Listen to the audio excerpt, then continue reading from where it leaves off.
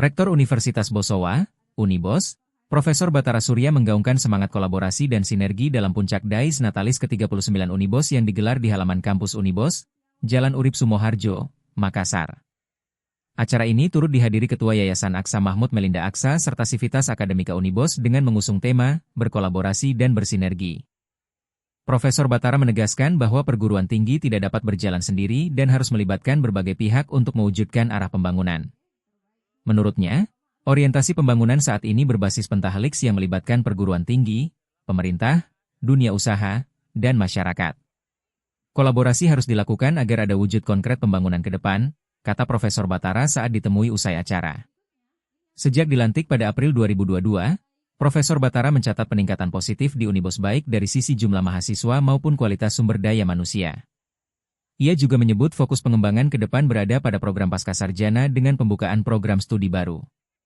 Dalam momentum ini, Unibos menegaskan komitmen untuk menjalin kerjasama dengan pemerintah Kota Makassar melalui Tridharma Perguruan Tinggi.